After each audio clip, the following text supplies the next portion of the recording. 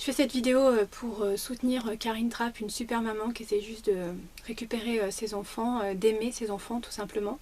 Alors cette maman, elle a entamé une grève de la faim depuis 2 semaines devant le tribunal d'Alès, et là elle est devant le tribunal de Nîmes où elle a entamé une grève de la soif depuis mardi.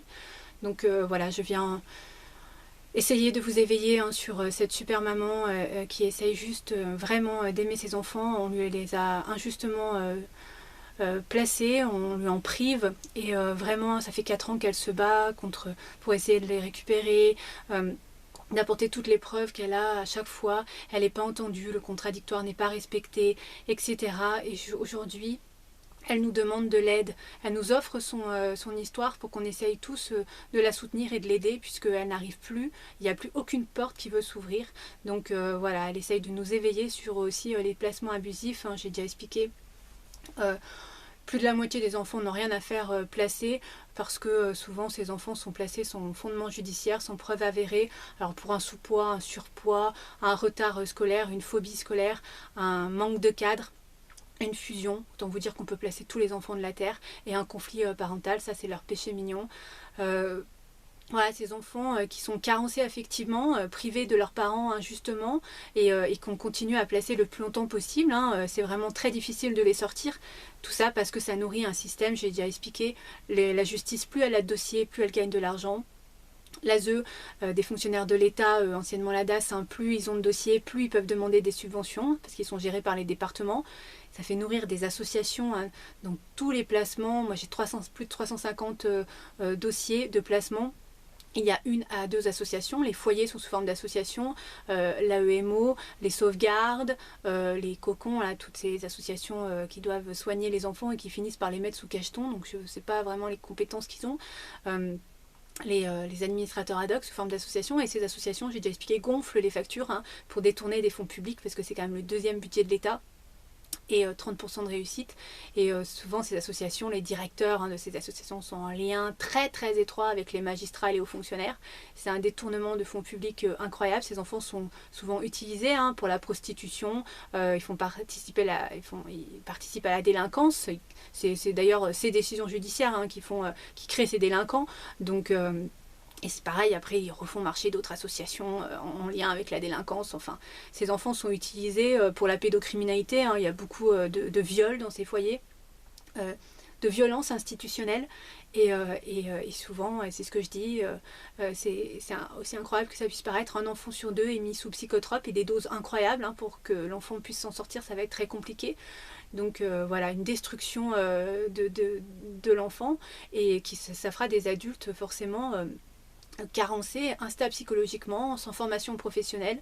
Il y a beaucoup de SDF, de prostituées, les terroristes sortent de l'ASE, voilà, aussi des enfants en mal-être, et qui vont reproduire et qui vont être très violents quand ils seront adultes, ou maltraités de nouveau. Enfin bref, des adultes instables à leur insu en tout cas.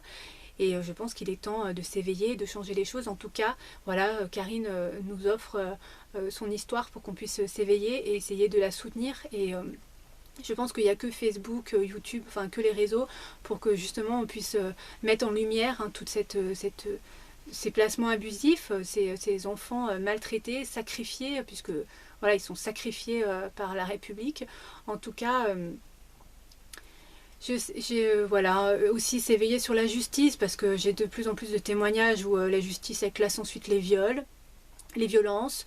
Voilà, les pédocriminels, ils ont des peines minimes, donc ils ressortent, ils recommencent. Voilà, les étrangers, ils sont maltraités.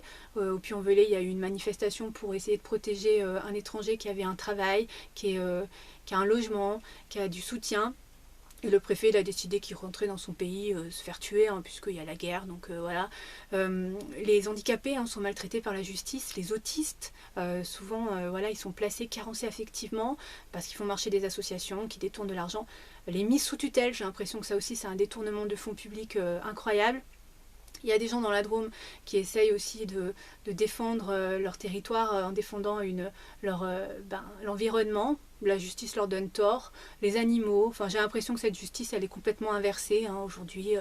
Voilà, ne faites pas appel à la justice, je le dis, parce que tous les gens, tous les parents, voilà, enfin tous ceux que j'ai, en tout cas les 350 dossiers, ils ont fait appel à la justice, au juge des enfants ou au JAF, et ça s'est retourné contre eux. Donc aujourd'hui, ces enfants sont en grande difficulté psychologique, et alors qu'ils ont des parents qui sont en capacité de les aimer.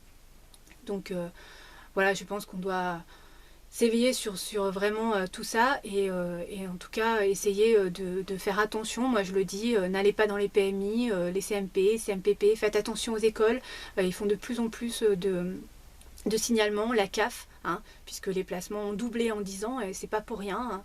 Donc ça va pas aller en s'arrangeant. Le ministre de la Protection de l'Enfance a facilité l'adoption, donc il libère des places dans les foyers pour les faire adopter, mais en même temps ces foyers voilà, recrutent encore des enfants. Donc je pense que nous citoyens, c'est à nous par les réseaux hein, de partager, de diffuser, d'éveiller, de nous éveiller sur des situations comme ça incroyables comme celle de Karine Trapp. En tout cas, on nous amuse-les. On ne peut pas manifester sans se prendre une balle dans le pied. Voilà, il faut rentrer chez nous avant 18h parce qu'il y a un virus à 135 €. Donc je pense qu'on ne peut que se servir des réseaux sociaux pour essayer de diffuser, de partager et d'essayer de changer les choses. En tout cas, Karine, tu as tout mon soutien. Voilà, on s'est rencontrés. Tu faisais la grève de la faim à Paris et moi je faisais la grève de la faim au Puy-en-Velay. J'étais toujours soutenue, suivie, ainsi de suite. Et j'espère vraiment que ces juges vont réouvrir ton dossier et reconsidérer ta situation et que tu puisses enfin avoir le droit d'aimer tes enfants. Donc voilà, un grand soutien à toi Karine. Je voudrais faire un petit message à ma fille. J'ai pas le droit de te voir, j'ai pas le droit de t'appeler, j'ai pas le droit de t'écrire. Voilà, je suis interdite à cause de cette juge, Madame Bergugno Sophie, juge des enfants de Valence, hein, qui a décidé qu'il y avait encore un conflit parental persistant. Alors qu'avec le papa, on ne s'est pas vu depuis plus de 2 ans, hein, puisque Marine était placée à 7 km de chez moi et lui habite dans la Drôme et moi dans la Haute-Loire, on n'avait pas les mêmes droits. Aujourd'hui, on se voit pas, on se croise pas, on se téléphone pas, on s'écrit pas et ainsi de suite. Donc je vois pas aussi qu'il existe ce conflit. Et puis parce que je me médiatise sur les réseaux sociaux, alors je vois pas en quoi je suis une maman maltraitante. Au contraire, je crie à l'injustice de ton histoire et j'essaye de faire ces vidéos justement pour que les gens fassent attention et que ça leur arrive pas. Parce que voilà, après c'est très difficile de sortir les enfants de tout ça et c'est très difficile. Tu vois Marine, là je passe encore en cours d'appel le 26 mars à Grenoble pour essayer de te sortir de là. Et c'est pour ça que je rentre pas en contact avec toi parce que j'ai pas le droit.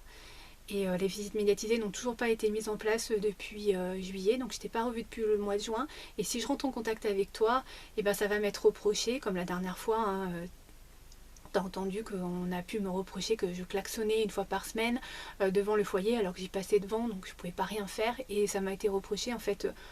Voilà, on me reproche de rentrer en contact avec toi, donc j'ai pas envie de mettre une balle dans le pied dans mes procédures et c'est pour ça. Mais en tout cas, on va essayer de te sortir de là. Quoi qu'il arrive, je t'ai déjà dit, on te rendra une justice, hein, ça c'est certain. On est assez nombreux et assez déterminés pour ça. Donc voilà. Je sais que tu vas pas très bien. Je sais que tu es à 13 ans et qu'on te carence affectivement, maternel, enfin voilà, de repères maternels. Et puis je sais que c'est dur de te construire à 13 ans, ton adolescence est un peu compliquée. Je sais que tu es en détresse psychologique, mais en tout cas, je suis là, je pense à toi. Par télépathie, je t'envoie plein d'amour, plein de force, plein de courage. Et on va tout faire pour te sortir de là, ma puce. Je t'embrasse très fort, je t'aime très fort. Gros bisous, ma chérie.